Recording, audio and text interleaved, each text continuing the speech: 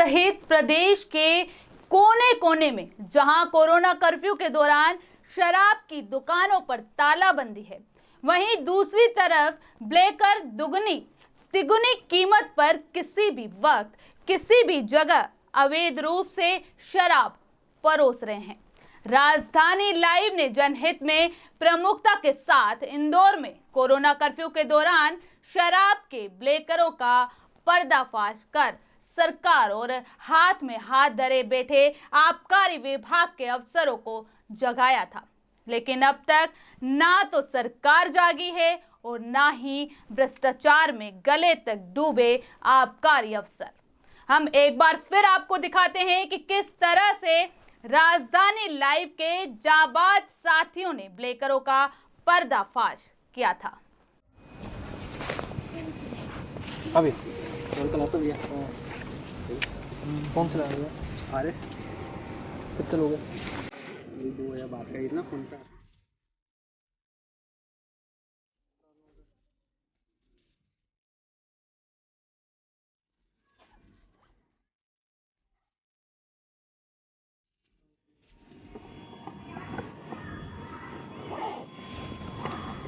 भैया पेटी वेटी चाहिए तो पेटी लगे तो बता दो यार। वो रेट बहुत ज़्यादा लग रहा है भैया, डबल बता रहे हो। नहीं ये रेट ना है यार भैया। और कौन सी दूसरी चाहिए तो वहीं से हमको दूसरी भी चाहिए आप तो कॉल कर देना, नंबर है आपके पास मेरा, फ़ोन लगा बता देना आप, ठीक है। ये मेरी लेटेस्ट है, ठीक है, इसमें सब कुछ बता देना। क्या है मेरी लिस्ट नंबर है उसकी, लिस्ट है, रेट लिस्ट। हाँ रेट लिस्ट है, आपको जो भी लगे जो से भी लगे बता देना, फ़ोन लगा देना। तो कोई दिक्कत तो नहीं आएगी? ले जाना नहीं कोई दिक्कत नहीं आएगी, आप मेरी पूरी सेटिंग तो कर दूँगा, ठीक है।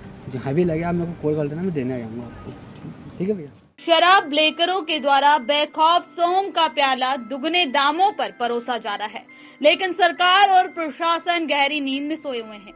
यह भी कहा जा सकता है कि कहीं शिवराज सरकार और आबकारी विभाग कहीं मध्य प्रदेश में एक और बड़ी घटना का इंतजार तो नहीं कर रहा है।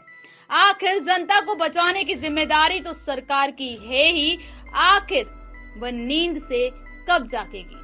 एक बार के लिए मान लिया जाए कि कोरोना से बचने के लिए शराब दुकानों पर तालाबंदी जरूरी है, लेकिन दूसरी तरफ आबकारी के कुछ भ्रष्टाचारी अफसरों के कथित तौर पर पर्दे के पीछे से संरक्षण के चलते जहां शराब माफियाओं ने ब्लेकरों को मैदान में उतार दिया है और जगह जगह यहां तक कि गांव तक शराब ब्लेक रूप से ब्लेकरों के जरिए पहुंचाने का सतत अवैध कार्य जारी है, तो क्या ये सही है?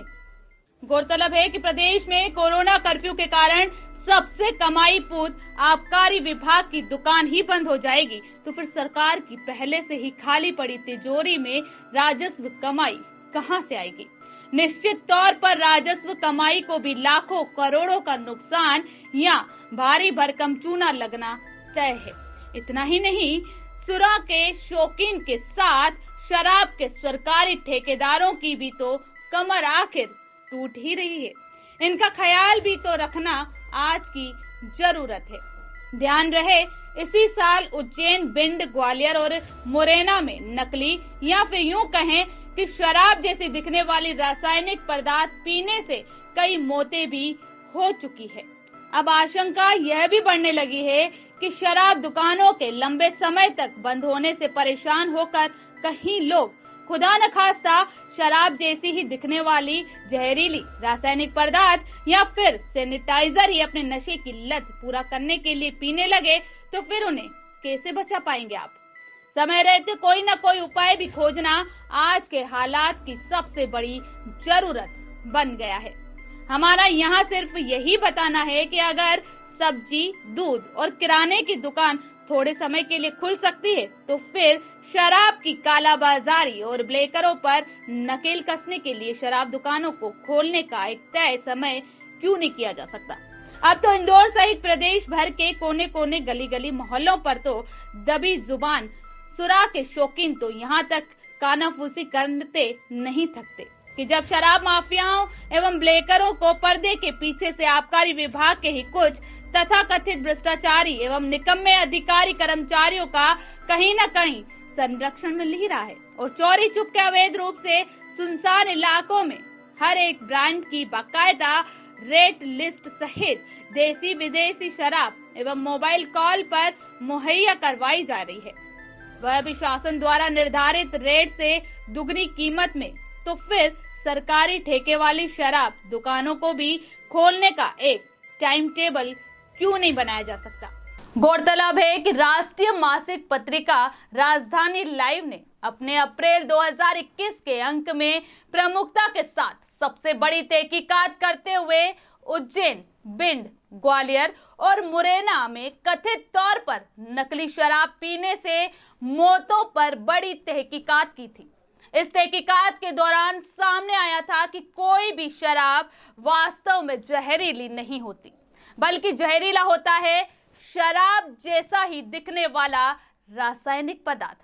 दरअसल इथाइल अल्कोहल और मिथाइल अल्कोहल दिखने में एक जैसे होते हैं, लेकिन सस्ते के चक्कर में शराब माफिया इसका प्रयोग सिर्फ और सिर्फ अपनी जेब भरने के लिए करते हैं और इसके पीने से कई लोग बीमार भी पड़ते हैं और कई अपनी जान भी गंवा देते हैं। इसके कई उदाहरण सबके सामने पहले से ही राजधानी लाइव ने यह भी खुलासा किया था कि शराब जैसे ही दिखने वाले रासायनिक पदार्थ के लगभग 1 लाख पाउच तैयार करने में सिर्फ 60 से 70 हजार रुपए खर्च होते हैं। वहीं इन जहरीले जानलेवा शराब जैसे दिखने वाले पाउच से शराब माफिया को तकरीबन 15 से 20 लाख रुपए तक की अवैध काली कमाई होती है। इन सब के बावजूद ना तो शिवराज सरकार के कान में जू रहेंगी और ना ही अब तक आबकारी विभाग के हाथ में हाथ धरे बैठे कथित तौर पर भ्रष्टाचार में डूबे कुछ अधिकारी कर्मचारियों ने संभावित दुर्घटनाओं को टालने के लिए कोई सबक लिया है।